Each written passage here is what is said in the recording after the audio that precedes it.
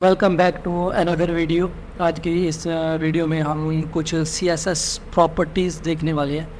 है तो सही, लेकिन उनका जो यूज़ है वो बहुत कम किया जाता है।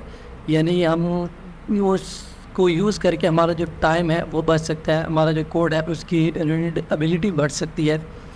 तो यानी वो एक ना पूरा रूल्स लगते हैं, जैसे ऐसे फील होता है कि सामने वाले को जिसने भी ये कोड लिखा है ना उसको कोडिंग आती है। ऐसे नहीं है कि जैसे मतलब बस पता है प्रॉपर्टीज़ का और लिखे जा रहे हैं।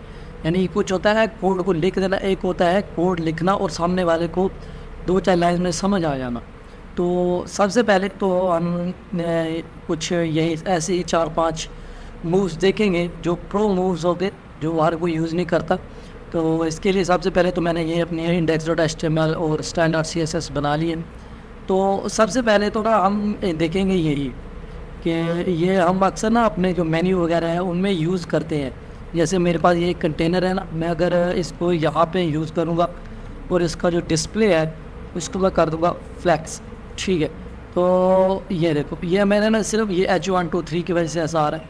और इसका जो है हमारे पास अलाइन आइटम सेंटर, तो ये देखो ये सेंटर में भी आ गया है, ठीक है। तो उसके बाद कंटेनर है, कंटेनर के अंदर हमारे पास H1 है, H2 है और H2 है और उसके बाद H3 है, ये H3 है, ठीक है। अगर मैं इनको मार्जिन लेफ्ट दे दूँगा 30 पिक्सल की, तो ये देखो इनके अंदर ना मार्जिन आ गई है। ये यूज़ करते हैं हर कोई, यानी ये मार्जिन को जो यूज़ करता है वो हर कोई यूज़ करता है, ये कोई बड़ी बात नहीं है, ठीक है। अगर सबको अगर यही यूज़ करना है तो उनमें और हमें क्या फ़र्क है। तो आज हम ऐसा ही देखेंगे। ये देखो 1 REM के साथ REM 16 पिक्सल का होता है, वैसे बता दूँगा आपको, ठीक है। अगर यही यूज़ करना है, अगर इसकी बजाय अगर आप इसको मैं यहाँ पे कमेंट आउट कर रहा हूँ, ये यहाँ पे और यहाँ पे H123 ये उठाऊँगा इधर से, ठीक है। तो ये जो है ये हमारे पास इसका जो एक बैकग्राउंड कलर है वो मैं रेड कर दूँगा ताकि दिख जाए साफ, ठीक है। तो ये देखो ये रेड हो गया है। लेकिन अगर आप इसकी जगह ये यूज़ करोगे 1 REM, ये देखो सेम ही वर्क हुआ है, बस सिर्फ चेंज हुआ है। यानी अगर ये मैं अगर आपको दिखाऊँ ये, तो ये देखो सेम ही काम हुआ है। अगर मैं इसको यहाँ से हटा भी दूँ तो ये देखो हमें उसके लिए अलग से लिखने की कोई ज़रूरत नहीं पड़ी, ठीक है। उसके अंदर हमें ये जो नीचे वाला कोड है उसको लिखने की ज़रूरत नहीं पड़ी, ठीक है। ये हमारा काम वैसे ही हो गया, ठीक है। अगर आपको यूज़ करना है तो आप ऐसे यूज़ कर सकती हैं। ये आप गैप यूज़ करें मार्जिन लेफ़्ट राइट यूज़ करने की बजाय, ठीक है। तो ये हम थी हमारी जो पहली मूव थी, यानी जो हमारा पहला था उसके अंदर है, ठीक है। तो उसके बाद हमारे पास जो होता है, जो हम कभी कभार जो मार्जिन्स वगैरह दे देते हैं ऊपर नीचे लेफ़्ट राइट, ठीक है।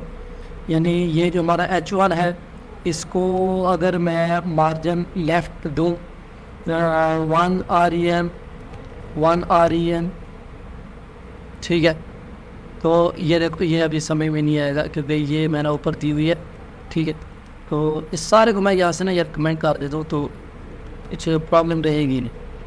तो इससे ये देखो ये यहाँ से ये हटा दूँगा तो ये देखो, ठीक है। तो इसके लिए जो है हमारे जो H123 हैं इनको जो अगर मुझे ये जो हमारा H1 है यहाँ पे ये मैं यहाँ पे H1, तो इसका जो मार्जिन लेफ़्ट है वो हो जाएगा कुछ 50 पिक्सल का कर दूँगा मैं। तो ये देखो यहाँ से ना ये 50 पिक्सल हो गया है, ठीक है। तो ये 50 पिक्सल हुआ है, यानी लेफ़्ट की तरफ हो गया है। अगर मैं राइट की तरफ करूँगा तो भी हो जाएगा, यानी अगर मैं मार्जिन राइट कर दूँगा तो ये 50 पिक्सल ये भी हो जाएगा। तो ये देखो 50 पिक्सल हो गया।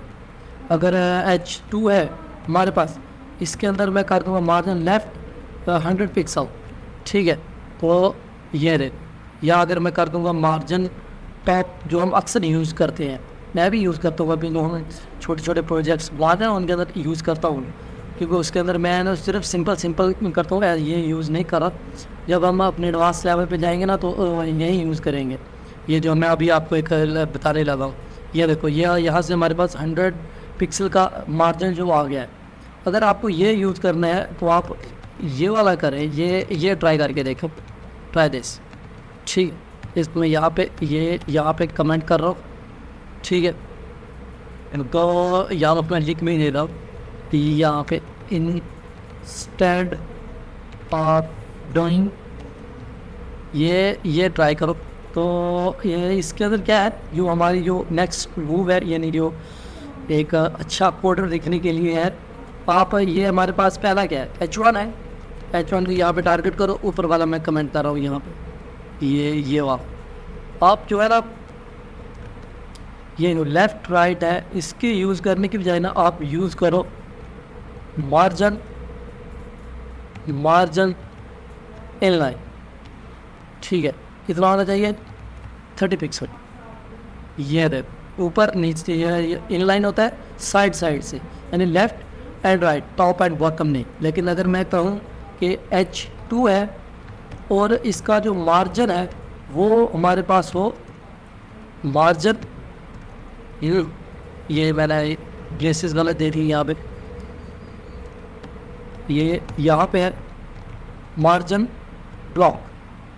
ठीक है, वो कर दो हमारे पास 100 पिक्सल। ये देखो, ये हमारे पास ब्लॉक की वजह से टॉप में भी आ गया और बॉटम में भी आ गया। ठीक है, और इनलाइन से साइड बाय साइड है, यानी हमारे लेफ़्ट में, राइट में, और ब्लॉक से ऊपर और नीचे।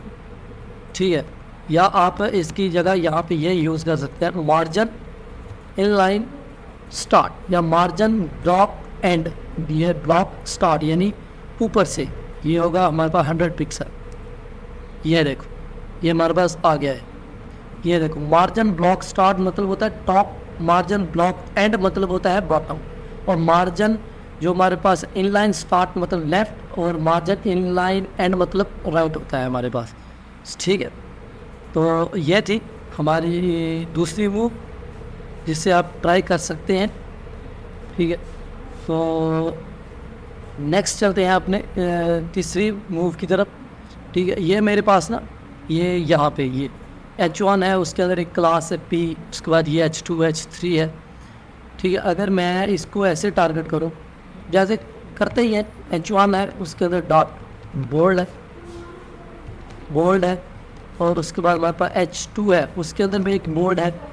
ठीक है, उसके बाद H3 है, उसके अंदर भी एक बोल्ड है। ठीक है, उसको मैं कर दूंगा बैकग्राउंड रेड। ठीक है, बैकग्राउंड ये देखो, ये हमारे पास आ गया हमारा बैकग्राउंड रेड। ठीक, तो ये अगर ये देखो, ये थोड़ा ना कोड थोड़ा अजीब सा लग रहा है। अगर इसकी बजाय अगर आप ये यूज़ करो, ये अगर मैं लिख दूँ यहाँ पे, ये वही instead of doing try this, ये यहाँ से उठाऊँगा, ये तो यहाँ पे कॉपी, ये लाइन भी यहाँ से उठा लूँगा मैं यहाँ पे, और ट्राई दिस भी यहाँ से उठा लूँगा। ठीक, तो अगर ये है, आप इसकी बजाय ना आप ये यूज़ करें इज़, यानी है H1 के अंदर, H2 के अंदर और H3 के अंदर। यानी ये पूछ रहा है कि H1 2 3 के अंदर अगर बोल्ड है तो उसका जो बैकग्राउंड कलर है उसको कर दो ब्लैक। ये अगर ब्लैक, और इसका जो कलर है उसको कर दो वाइट।